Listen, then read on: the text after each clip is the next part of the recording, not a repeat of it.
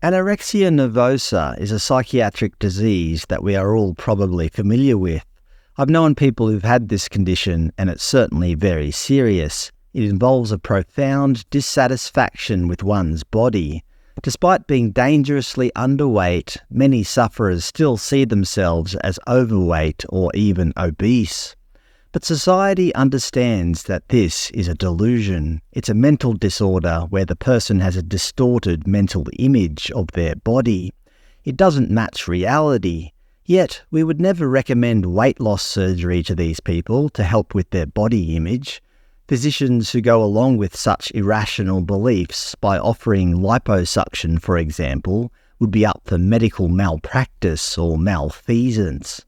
People with body integrity dysphoria, a very rare mental illness where there is a mismatch between a person's mental body image and their physical appearance, characterized by an intense desire for amputation or paralysis of a limb, or to become deaf or even blind. Should surgeons willingly go along with this delusion and help the person become blind or disabled? That would surely be immoral, and rightfully so. Instead, body integrity dysphoria is treated as a psychiatric illness, as it should be.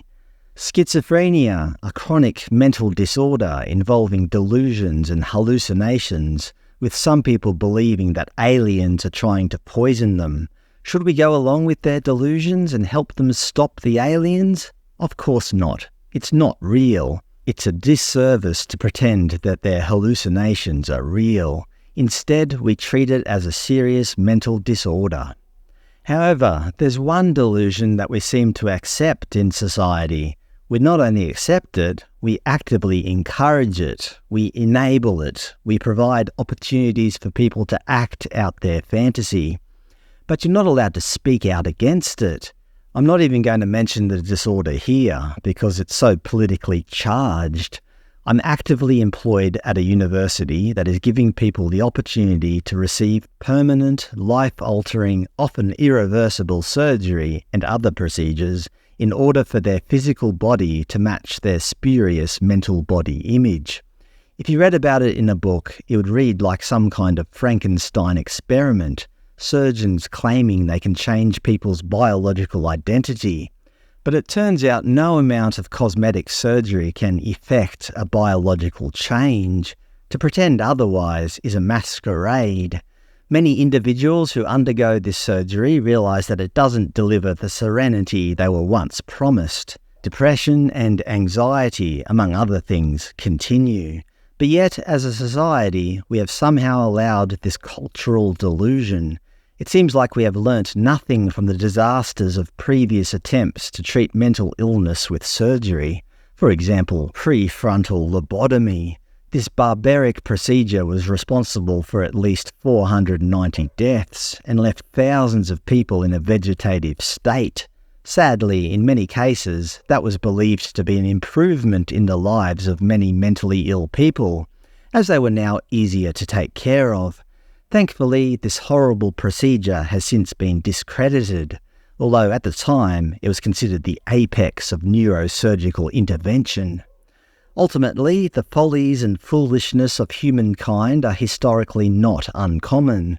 Epidemics of irrational groupthink are well documented. Witch hunts have been a fairly commonplace practice throughout human history.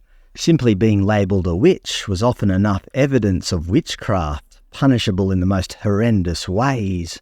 The authorities at the time honestly thought they were doing a moral good. Alchemy, the attempt to change base metals such as lead or copper into silver or gold, and to discover cures for disease or elixirs of immortality. The idea is considered ludicrous to the modern mind, but at the time was considered the peak of scientific research and discovery.